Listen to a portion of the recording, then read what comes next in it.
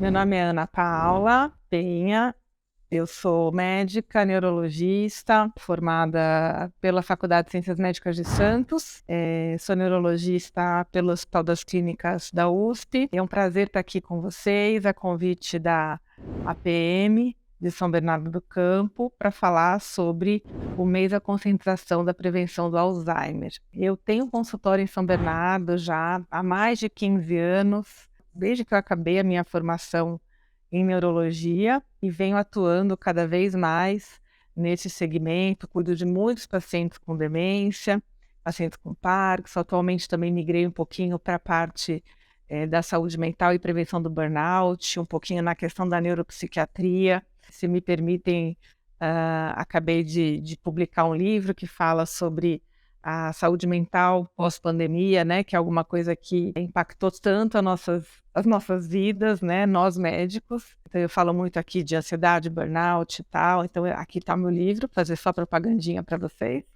E vamos dizer então, né, por que é tão importante esse mês de concentração aí na prevenção do Alzheimer, né?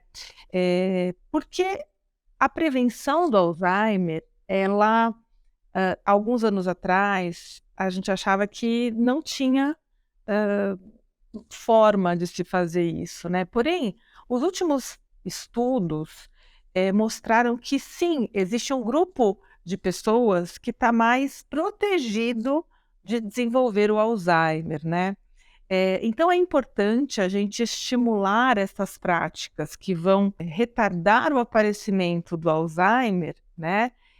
Além, claro, de informar quais são os sintomas iniciais para que as pessoas busquem ajuda o quanto antes para um diagnóstico rápido e a terapia mais rápida possível, que vai mudar sim a evolução e o prognóstico, tá? Então, falando em grupos, né, que vão se beneficiar e vão se afastar do risco de Alzheimer, o que a gente sabe hoje é que pessoas que praticam atividade física regularmente, né? Então, atividade física, que é uma coisa que a gente fala para tantas doenças, em tantas condições, se a gente fala de alguém que não quer ter demência, que não quer ter Alzheimer, atividade física é obrigatória, tá? Segundo pilar é a questão da pessoa ter uma vida social, né? A pessoa se relacionar com outras pessoas. Então, aquelas pessoas que são muito reclusas, que não conversam, que ficam dentro de casa, elas têm um risco maior do que aquelas que têm um ciclo de amizades, que têm períodos de lazer, né? Então, estimular o convívio social. O terceiro item que vai proteger o Alzheimer é atividades que estimulam a plasticidade neural, a neuroplasticidade. Então, por exemplo, jogos de tabuleiro, aprender um novo idioma, né? Tem pessoas que com 60, 70, 80 anos começam a aprender italiano, japonês, chinês, mandarim. Então, é importante que a gente possa estimular se a pessoa tiver esse interesse. A pessoa que começa a, de repente, tocar um instrumento musical também é uma coisa muito interessante, porque você acaba estimulando áreas do cérebro que estavam lá completamente adormecidas. E quando a gente faz esse movimento, a gente, de certa forma, está estimulando novas conexões neurais, tá? Além disso, atividades manuais como pintura, artesanato, crochê para as mulheres, né? Costura, enfim, coisas cuidar de flores, né? Atividades manuais são muito bem-vindas, tá? Além, claro, do clássico caça-palavras, sudoku, né? Que o pessoal brinca, leitura de livros, né? Então, tudo isso vai estimular o nosso cérebro a se manter ativo. A gente sabe que pessoas com uma escolaridade maior têm um risco menor de ter Alzheimer, justamente por tudo isso que eu estou falando, ou ela vai desenvolver o Alzheimer numa fase um pouquinho mais tardia. Mas o que é o Alzheimer, né? O Alzheimer é a demência mais comum, tá? A demência de Alzheimer é o tipo de demência mais comum. E o que é demência, Ana? A demência é um conjunto de sinais e sintomas, onde o paciente começa a ter um declínio cognitivo, ele perde capacidades cognitivas, funções cognitivas, com impacto funcional. Então não é só, eu estou esquecido. Não, não é só eu estou esquecido. É eu estou esquecido e isso está atrapalhando a minha vida de alguma forma. Eu não estou mais conseguindo fazer coisas que antes eu fazia. Eu esqueci coisas importantes, tá? Então, aí a gente tem uma demência instalada. E dentro da demência, eu tenho o Alzheimer como tipo mais comum, tá? O Alzheimer, ele é então, uma doença neurodegenerativa que acontece por depósito da proteína beta-amiloide, que é uma proteína anormal, tá?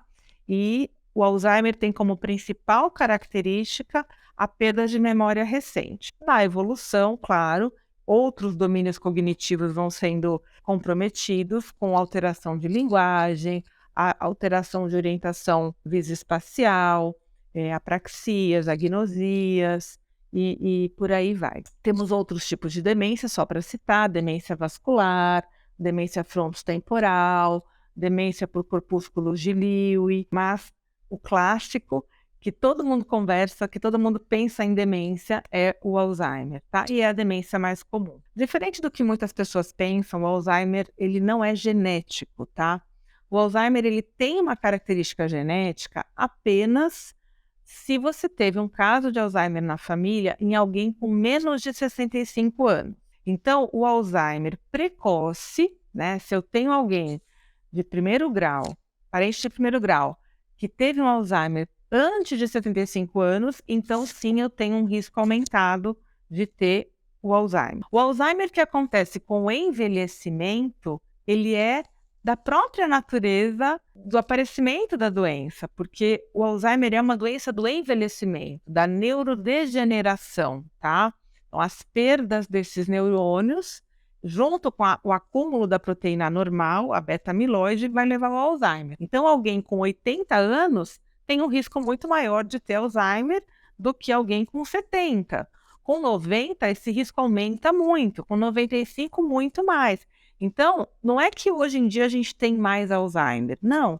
Hoje em dia a gente vive mais, né? Então, os meus avós morreram com 67 e com 72 anos.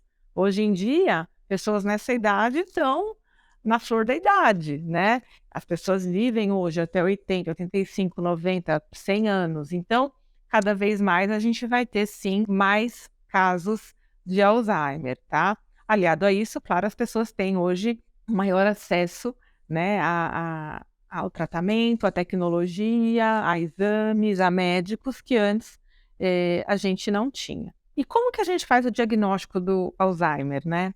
Sempre que o paciente tiver uma queixa de perda de memória recente, uma coisa que está chamando a atenção, né, dele ou da família, eu devo ficar de orelha em pé e investigar um pouquinho mais a fundo.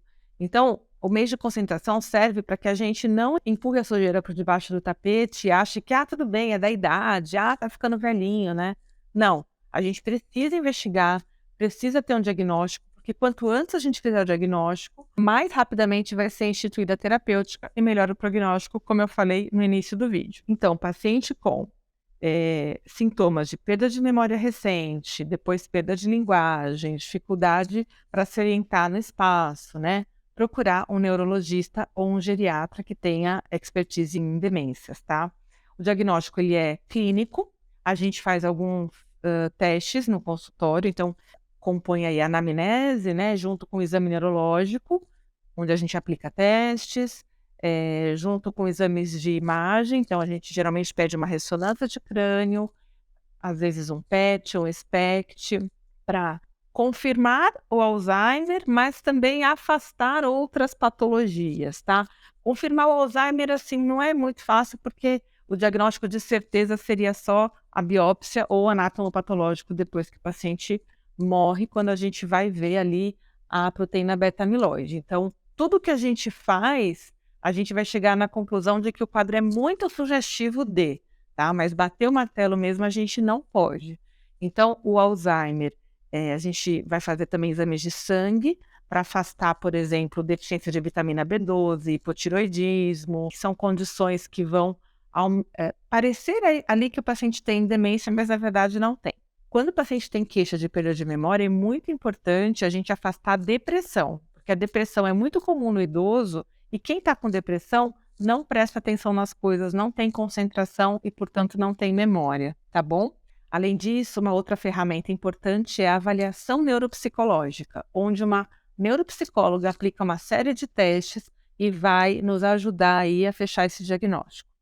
Assim que a gente fechou o diagnóstico, o tratamento vai ser instituído.